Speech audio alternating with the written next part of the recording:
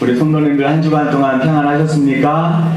늘 은혜 가운데 주 안에서 승리하고 복된 삶을 사시기를 주님의 이름으로 축복합니다.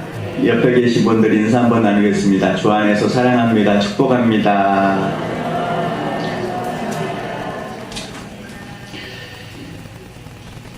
우리 인간들이, 사람들이 살아가면서 많은 고통들을 겪습니다. 그런데 그 고통들 가운데 가장 견디기 힘든 고통이 있다면 무엇일까요? 내가 어떤 죄를 지었는데 그 죄를 숨기고 싶었는데 그 죄가 드러나가지고 만천하에 공개가 되고 내가 그 죄값을 받을 때가 아닌가, 이런 생각을 해봅니다. 지금 시편 3편에 보시면 다윗이 이와 같은 모습을 가지고 있습니다. 가장 암담하고 가장 힘든 상황에서 기도시를 썼는데 다윗의 아들 압살롬이 반역을 일으켰습니다. 압살롬이 지금 다윗을 죽이고 왕이 되려고 그 궁리를 계속 모색을 하고 있습니다. 다윗은 지금 굉장히 어렵고 힘든 상태에 있는 것입니다.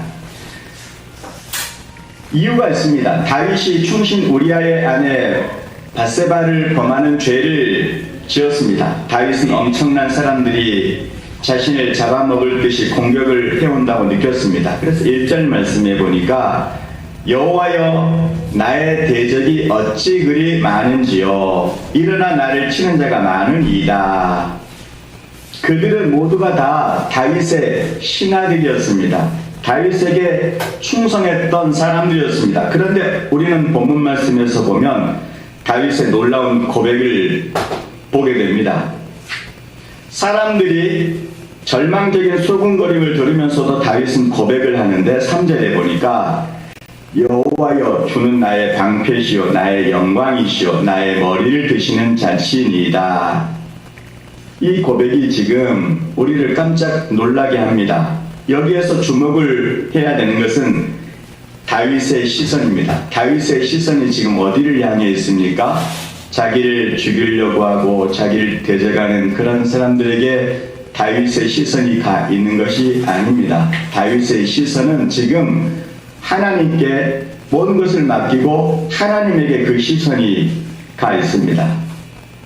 언제나 시선이 중요합니다. 어려움을 당할 때 그 어려움을 제공한 가해자, 원인 제공자를 향해 시선을 집중하기가 쉽습니다. 그러나 다윗의 시선은 하나님에게 지금 집중이 되어 있습니다. 기도가 무엇입니까? 하나님 앞에 시선을 고정하는 것입니다. 하나님을 바라보는 것입니다. 하나님과 교통하는 것입니다. 내 모든 문제를 하나님 앞에 아뢰고 하나님의 도움을 구하는 것입니다. 기도가 없다면 그 상황을 보게 되겠죠. 그 상황을 인간적인 판단을 가지고 자기가 할 바를 다 동원해 가지고 그 일을 하겠죠. 원수가 오면 같이 싸우겠죠. 지금 다윗은 원수들이 달려들고 자기를 대적하고 덤벼들고 죽이려고 하고 무너뜨리려고 하는 그런 사람들에게 그의 마음이 가 있는 것이 아니라 이 어려운 상황에, 이 암담한 상황 가운데 다윗은 하나님에게 모든 시선이 고정이 되어 있습니다. 기도는 상황보다 하나님을 묵상하고 하나님을 바라보는 것입니다. 기도가 깊어지면 서서히 그 상황에서 빠져나와서 하나님에게 몰두를 하게 됩니다. 기도 응답이 중요하지만 기도의 과정이 중요합니다. 기도의 과정을 통해서 주시는 축복이 있습니다. 기도의 과정을 통해서 하나님께서 우리에게 주시는 은혜가 있습니다. 기도를 언제까지 해야 합니까? 우리의 시선이 하나님께로 돌이켜질 때까지 해야 합니다. 그리고 하나님의 얼굴을 간절히 구할 때 그 기도 속에서 하나님의 임재를 체험을 하게 됩니다. 기도의 과정에서 자연스럽게 하나님에게 집중을 하고 몰입을 할 때 조여오는 상황의 압력에서 자유하게 됩니다. 시련 중에 기도할 수 있다는 것은 은혜입니다. 우리 인간은 굉장히 연약한 존재들입니다. 한 사람의 말이 비수가 되어서 내 심장을 찌르고 내 삶을 흔들어 버리는 그러한 경우가 있습니다. 지지를 해줘야 되는 사람이 반대할 때가 있습니다. 나의 방패가 누구입니까? 다윗은 자기의 방패로 여겼던 것들이 방패가 아니라는 사실을 깨닫고 하나님만이 나의 방패가 됩니다. 하나님만이 나의 피난처가 됩니다. 하나님에게 모든 시선을 집중하고 하나님만을 바라보고 있습니다. 지금 다윗의 상황이 어떻습니까? 천만인이 그를 둘러싸고 공격을 하고 있습니다.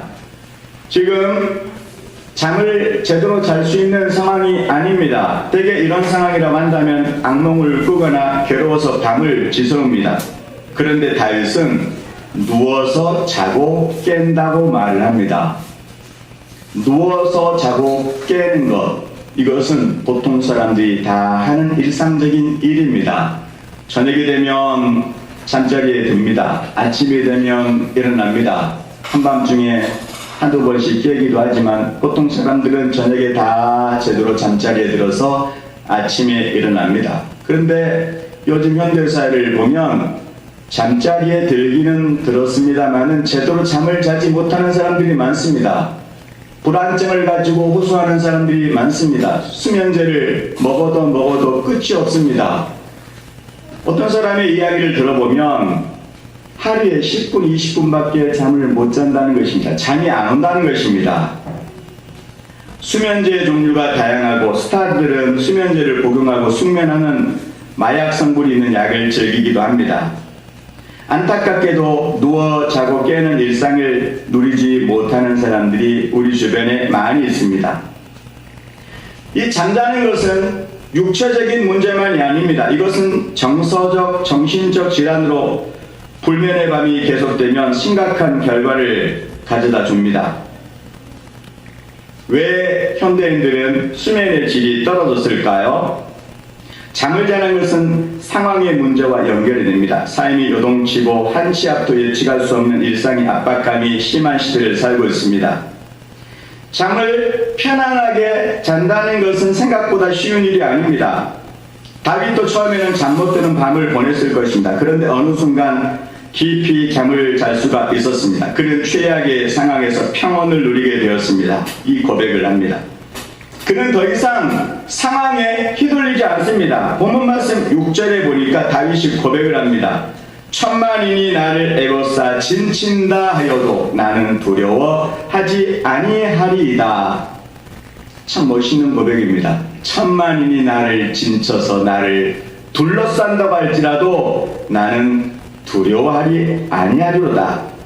이 은혜가 우리 모든 성도님들에게 충만하게 넘치시기를 주님의 이름으로 축원합니다. 천만인이 어느 정도입니다. 어느 정도입니까? 10,000,000명. 이런 상황에서 어떻게 편안하게 잠을 잘 수가 있습니까? 본문 5절에 보니까 그 답이 나와 있습니다. 내가 누워 자고 깨었으니 여호와께서 나를 붙드심이로다. 여호와께서 나를 붙들고 계시기 때문에 나는 아무 염려가 없다는 것입니다. 상황에 붙들리지 않고 여호와가 나를 붙들고 있으면 가능한 것입니다. 시편 127편 2절에 보니까 너희가 일찍이 일어나고 늦게 누우며 수고의 떡을 먹음이 헛되도다. 그러므로 여호와께서 그의 사랑하는 자들에게 잠을 주시는도다. 잠은 하나님의 사랑 안에 있다는 것을 의미합니다. 핵심이 무엇입니까? 문제가 없는 삶이 아니라 문제 속에 평안을 누리는 삶입니다. 바깥에서는 다윗을 죽이려는 자들이 우글거립니다. 그러나 다윗은 그들의 소리에 붙들려 있는 것이 아니라 지금 다윗은 하나님의 손에 붙들려 있습니다. 잠은 단순히 정서적인 문제로 끝나지 않고 영적인 문제가 연결이 됩니다. 하나님과의 관계와 연결이 되는 것입니다. 다윗은 지금 문제가 사라졌기 때문에 잠을 자는 그러한 상황이 아닙니다. 상황은 변하지 않았지만 자신의 영혼은 쉼을 누리고 있습니다. 왜 그렇습니까? 하나님 앞에 모든 문제를 다 맡겼기 때문에 그렇습니다. 어떻게 보면 그냥 될 대로 되라 이 식으로 보일지 모릅니다. 하지만 결코 그렇지 않습니다. 잠을 잔다는 것은 하나님 안에서 안식을 누리고 있다는 것입니다. 저는 우리 교회 모든 성도님들이 하나님의 은혜 안에 평안을 누리는 삶을 살았으면 좋겠습니다. 평안한 삶, 은혜의 삶, 기쁨의 삶, 감사의 삶이 충만하게 넘치시기를 주님의 이름으로 축원합니다. 어떤 상황에 내가 굴하거나 거기에 요동치는 삶을 살아가는 것이 아니라 어떤 삶의 정황이 있을지라도 하나님이 주시는 샘솟는 기쁨과 그 은혜로 말미암아 우리는 평안을 누릴 수가 있는 것입니다. 자, 그렇다면 우리가 해야 될 일이 있습니다. 그게 무엇일까요? 하나님 안에서 머무르면서 살아야 하는 것입니다. 염려는 상황보다 하나님과의 관계가 더 연관이 있겠습니다. 하나님과의 거리가 멀어지면 염려는 밀려오게 되어 있습니다. 그러니까 우리가 최고의 삶을 살고 최상의 삶을 살려면 하나님의 임재 앞에서 날마다 살아가야 합니다. 하나님의 은혜 안에서 날마다 살아가야 됩니다. 십자가를 묵상하고 하나님의 말씀을 마음판에 새기고 하나님과 동의하는 삶을 살아가는 것입니다. 성령의 역사하신 가운데 하나님과 늘 기도로 교통하고 순종하는 삶을 통해서 하나님과 교통하고 예배를 통해서 하나님의 임재를 경험하고 하나님께서 나에게 주신 여러 많은 상황과 일들이 있지만 그것을 통해서 우리는 하나님을 시시로 무시로 성령 안에서 만나야 하는 것입니다. 하나님의 임재 안에서 거해야 하는 것입니다. 두려우면 정신적인 마비 상태가 일어납니다. 삶의 모든 것이 얼어붙습니다. 그래서 하나님께서는 우리에게 말씀을 합니다. 두려워하지 말라, 내가 너와 함께함이니라. 놀라지 말라, 나는 내 하나님일 테니라.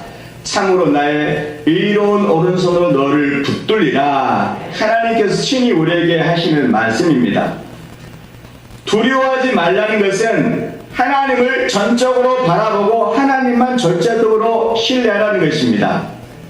우리가 기도할 때 하나님이 우리의 보호막이 되시고 우리를 붙들어 주심으로 그 두려움에서 자유를 얻고 평안을 누리는 은혜가 주어지게 되는 것입니다.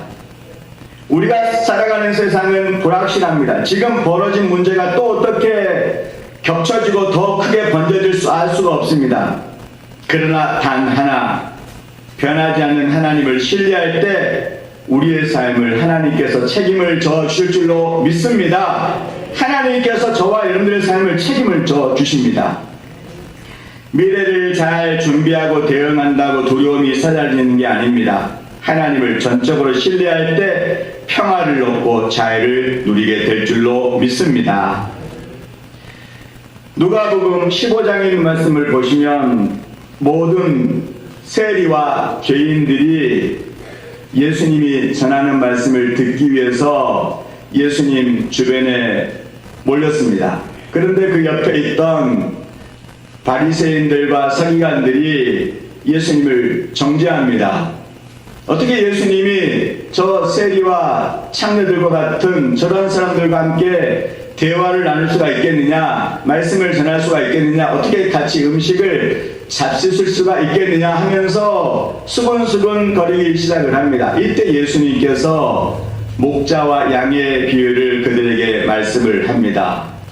양이 100마리가 있는데 99마리가 그대로 우리 안에 있고 한 마리가 밖에 나가가지고 잃어버렸다고 한다면 그 한 마리의 잃어버린 양을 찾기 위해서 목자는 모든 수단 방법을 동원해서 그 양을 찾는 게 아니겠느냐. 그 양 한 마리를 찾으면 어깨에다가 짊어지고 와가지고 동네 사람들을 초청을 해가지고 잔치를 베푸는 것이 당연한 것이 아니겠느냐. 이 말씀을 합니다. 그러면서 하나님의 나라에 대한 얘기를 하는데 하나님은 의로운 사람 99보다 잃어버린 한 마리의 양에게 그 마음이 집중이 되어 있다. 이 말씀을 합니다. 자, 그렇다고 하나님께서 결코 죄를 가볍게 여기시는 분이 아닙니다. 십자가는 하나님께서 얼마나 죄를 미워하시고 죄로 인해서 분노하시고 죄 때문에 고통하시는지를 보여주고 있습니다. 이것을 우리는 명심해야 됩니다. 하나님께서 다윗을 다시 회복시키셨다고 거저 죄를 용서하는 것이 아닙니다. 하나님의 무서운 징계가 있었고 다윗의 철저한 회개가 있었습니다. 다윗은 나단 선지자를 통해서 주시는 하나님의 책망을 듣고 모든 신하 앞에서 무릎을 꿇고 자기의 지은 죄를 고백했습니다. 왕으로서 얼마나 수치스러웠겠습니까? 그러나 그는 하나님 앞이라고 생각을 하고 무릎을 꿇었습니다. 본문 말씀 7절과 8절에 있는 말씀에 보니까 이렇게 말씀을 합니다. 여호와여 일어나소서, 나의 하나님이여 나를 구원하소서. 주께서 나의 모든 원수의 뺨을 치시며 악인의 이를 꺾으셨나이다. 구원은 여호와께 있사오니 주의 복을 주의 백성에게 내리소서. 반복이 되는 한 단어가 등장을 하는데 구원이라고 하는 단어입니다. 천만인이 달려들고 아들이 반에게도 구원은 오직 하나님에게 속해 있습니다. 이것을 말하고 있습니다. 아무리 큰 힘을 가진 사람이 있다고 해도 우리의 구원자가 될 수가 없습니다. 인간의 눈으로 보기에는 구원이 될 만한 사람이 보일지라도 우리는 속으면 안 됩니다. 구원은 오직 하나님에게만 있는 것입니다. 본문은 시작과 끝이 다릅니다. 처음에는 인생의 밑바닥에서 절규를 합니다. 그러나 마지막은 확신에 찬 승리를 노래합니다. 구원은 오직 하나님께 있습니다. 우리의 시선을 하나님께 고정을 해야 될 이유입니다. 우리는 악인으로 인해서 망하지 않습니다. 우리의 실수와 연약함으로 인해서 일시적인 고통을 당할 수가 있지만 우리는 망하지 않습니다. 구원은 여호와께 있기 때문에 그렇습니다. 다윗도 마찬가지입니다. 아들의 반역에 자신의 허물과 실수도 있습니다. 그러나 반역은 성공하지 못합니다.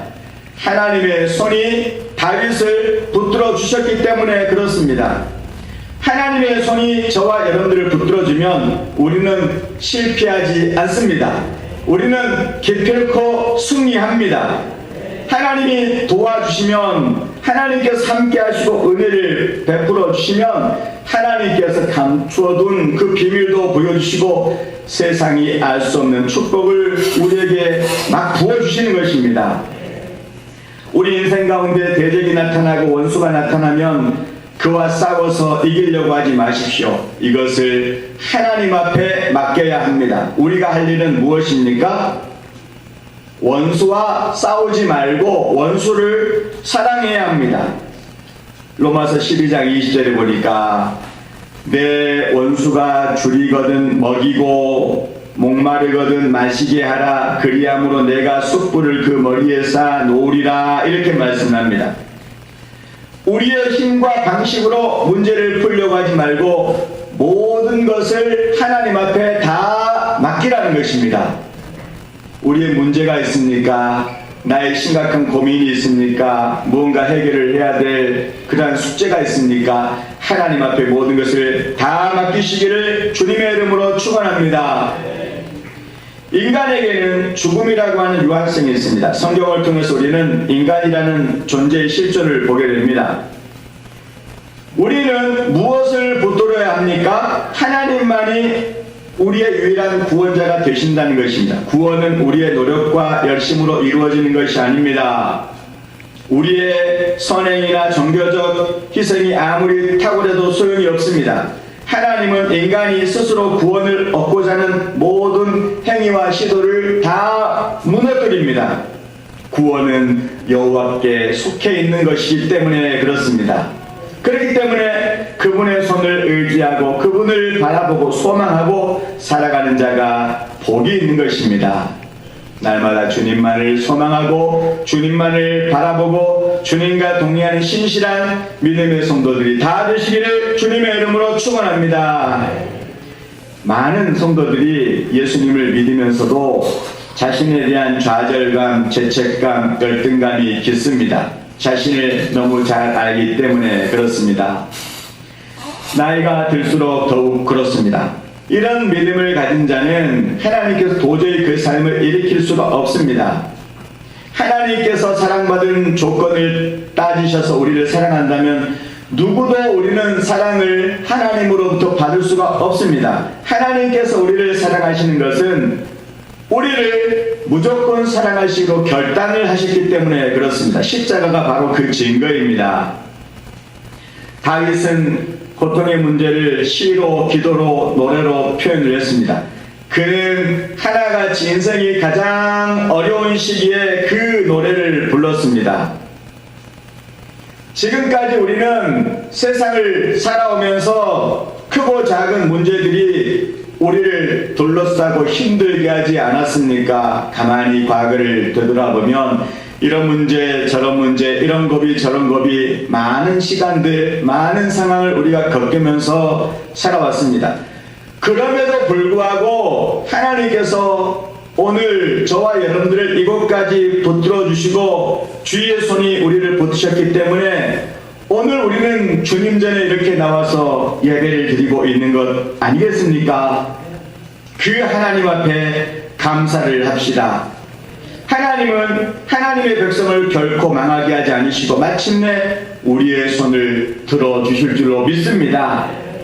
다윗처럼 저와 여러분들도 천만인이 나를 애워싸 진친다여도 나는 두려워 아니하리이다 이렇게 고백하고 기도하면 하나님의 역사가 일어납니다. 이 고백이 언제나 저와 여러분들의 고백이 되시고 주님의 말씀 붙들고 날마다 승리하는 삶을 살아가시기를 주님의 이름으로 축원합니다. 사랑이 많으신 하나님 아버지 감사합니다. 살아계신 하나님께서 오늘도 우리를 눈동자같이 지키시고 함께하시고 도와주실 줄로 믿습니다. 우리가 어떤 상황이나 일을 만날 때 사람을 의지하지 않도록 하여 주시옵소서.